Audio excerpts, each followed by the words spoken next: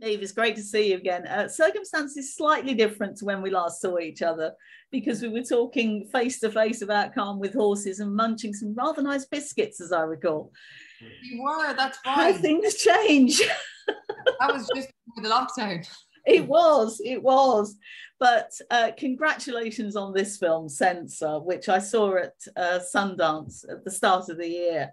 And it's a horror movie set in the 1980s during the time of the video nasties. I wondered if the fact that it was a horror was actually one of the reasons that it appealed to you so much.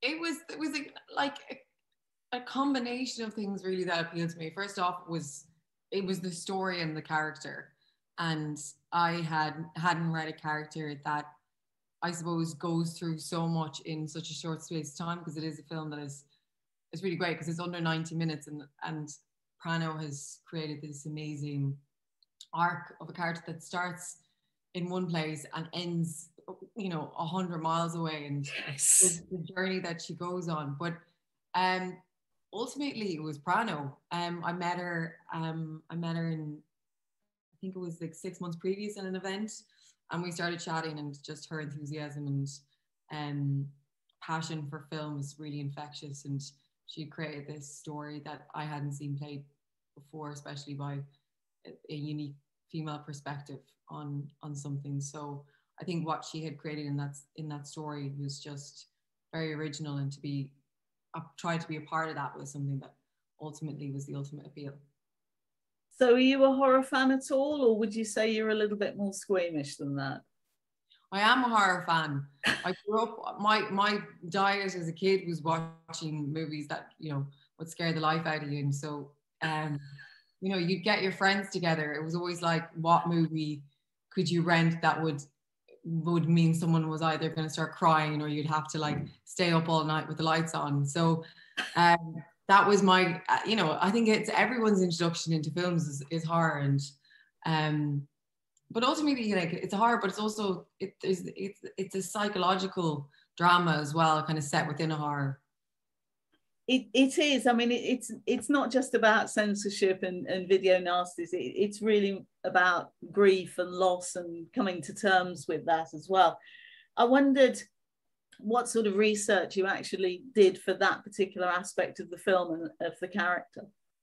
Yeah, that's a really good point, actually. Yeah, because the character goes on such an emotional journey, and she is dealing with this repressed memories that she's struggling so hard to uncover. And I think there's like myself and Prano discussed about there's these crossovers that she feels she has, and like this other kind of event that takes place within the story, which is this amnesiac killer, and the idea that could you be responsible for causing harm to someone and not have any recollection of it. And I think what Enid is battling with is why she can't remember, and is because it's so bad that her brain has managed to shut it out, or is it because that she was involved in it in some way and feels responsible? So there was, I went down a route of the character of trying to figure out what that trauma was, and especially childhood trauma, and rooting it into that main event, and how someone with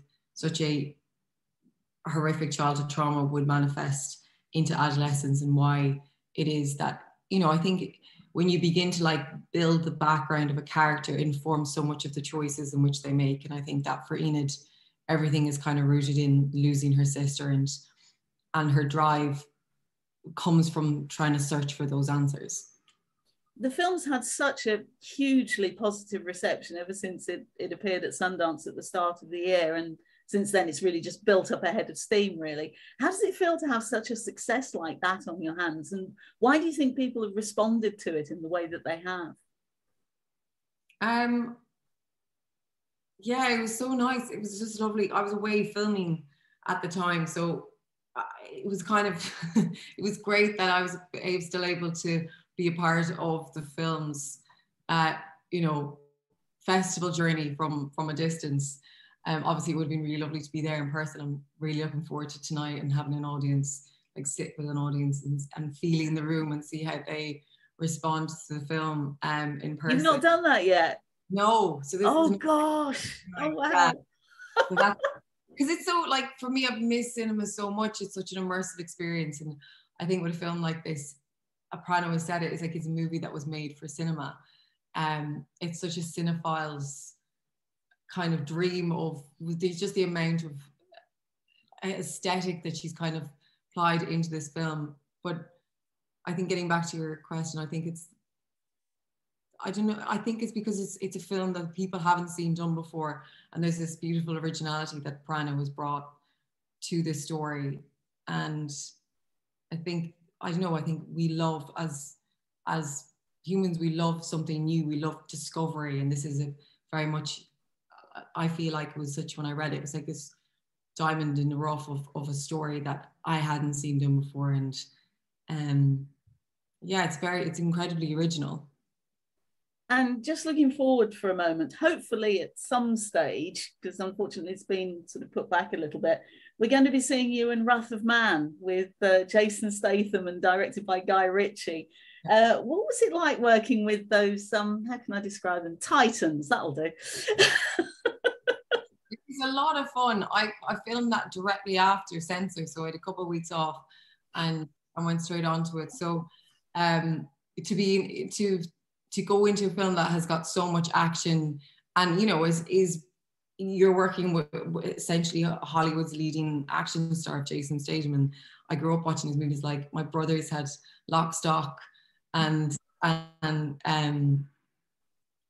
Snatch on the walls, like posters. So it was, you know, he's an amazing filmmaker, and he has this incredible pacing, I think, to his films, but that also transcends into the way he works. He works incredibly fast, and so as an actor, it really does. He does keep you on your toes, and the dialogue is snappy. The movements are, you know, there's a pacing to it that I found it's always nice for an actor. I find for an actor that you go onto different sets and you're constantly learning. So I learned so much from the guys on that. And yeah, it's you know, it's, for me, it's like trying to explore different genres, but also working with different directors and just learning as I go. And, you know, speaking, every director has their own different language, I find.